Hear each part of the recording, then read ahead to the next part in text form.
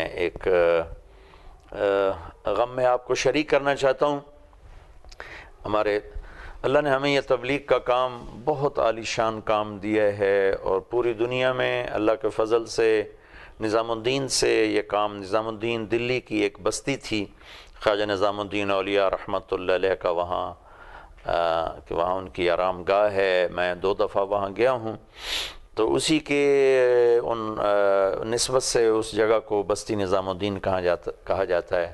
وہاں سے مولانا الیاس صاحب رحمۃ اللہ علیہ نے 1926 میں یہ تبلیغ کا کام شروع کیا، پھر 1944 میں ان کا انتقال ہوا تو ان کے بیٹے مولانا یوسف صاحب رحمۃ اللہ علیہ نے اس کو سنبھالا اور اس کو دنیا میں پھیلانے کا وہ ذریعہ بنے۔ پھر ان کا 65 میں انتقال ہوا تو مولانا انعام الحسن صاحب رحمۃ اللہ علیہ ان کی جگہ امیر بنے۔ پھر پوری دنیا میں یہ کام میں دنیا کے آخری کناروں تک تو خود اللہ نے مجھے پہنچایا ہوا ہے۔ اور پھر 95 میں ان کا انتقال ہوا تو پھر ایک شورا بنی جس میں مولانا یوسف صاحب رحمۃ اللہ علیہ کے پوتے حضرت مولانا سعد صاحب دامت برکاتہم، اللہ ان کی زندگی میں، عمر میں، صحت میں، علم میں برکت دے، ان کے ذریعے سے بہت فیض پھیل رہا ہے۔ اور مولانا صاحب رحمۃ اللہ علیہ کے بیٹے مولانا زبیر الحسن صاحب جو اب رحمۃ اللہ علیہ ہو گئے، مرحوم ہو گئے، اور ہمارے پاکستان سے حاجی عبدالوہاب صاحب اور مفتی زین العابدین صاحب رحمۃ اللہ علیہ وہ بھی دنیا سے چلے گئے۔ تو ان حضرات کے اجتماعی مشورہ سے پھر یہ اللہ نے تبلیغ کی محنت کو بہت خوبصورت انداز میں پوری دنیا میں دین کو متعارف کروانے کا سبب اور ذریعہ بنایا ہے۔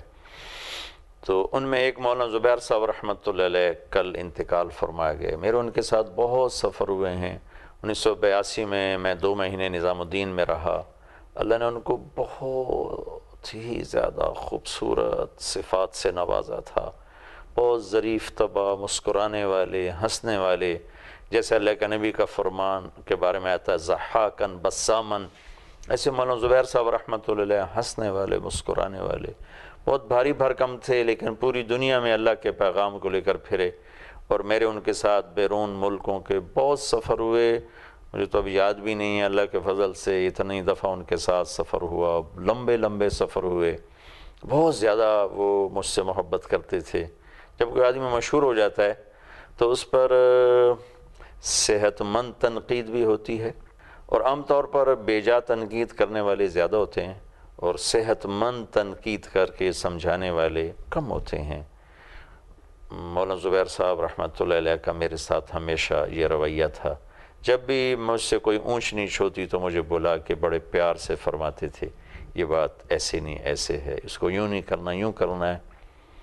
اور پاکستان تشریف لاتے تھے، بہت زیادہ محبت کا اظہار ہوتا تھا، مجھے بلواتے تھے، اسپیشل بلواتے تھے، اور ان کے بچے بھی مجھ سے بہت زیادہ پیار کرتے تھے۔ بلکہ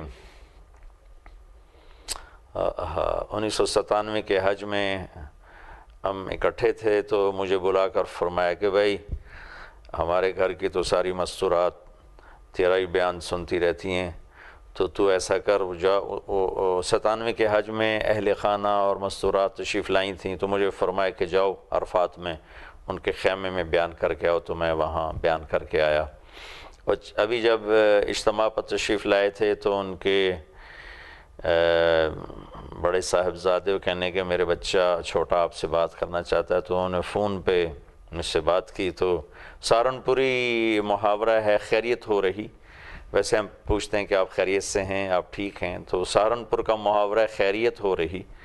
تو میں فون پہ بتایا 5 سال کا بچہ تھا، تو اس نے مجھے سلام کر کے کہا مولانا خیریت ہو رہی؟ میں نے کہا جی بالکل ہو رہی۔ تو مجھ سے کہنے لگا دعا فرمائے میں بھی آپ کی طرح بیان کرنے والا بن جاؤں۔ میں نے کہا بیٹا آپ اپنے اللہ تعالیٰ آپ کو آپ کے دادا کی طرح بنائے، میں تو ایسے ہی بجنے والا ڈھول ہوں۔ اللہ آپ کو آپ کے اس خاندان سے اللہ نے وہ کام لیا ہے جو صدیوں میں بہت کم کسی سے لیا جاتا ہے۔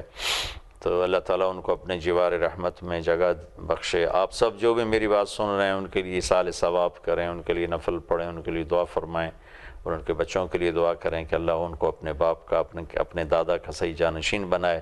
مولانا صاحب کے لیے دعا فرمائیں کہ اب وہ اکیلے ہو گئے ہیں، ان کے کندھوں پر سارا بوجھ آ گیا ہے، اللہ ان کو ہمت بھی دے، صحت بھی دے، بصیرت بھی دے، فراست بھی دے، سب کو ساتھ لے کر چلنے کی ہمت اور طاقت دے، وہ ہمارے لیے بہت بڑا سرمایہ ہے۔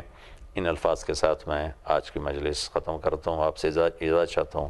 السلام علیکم ورحمۃ اللہ وبرکاتہ۔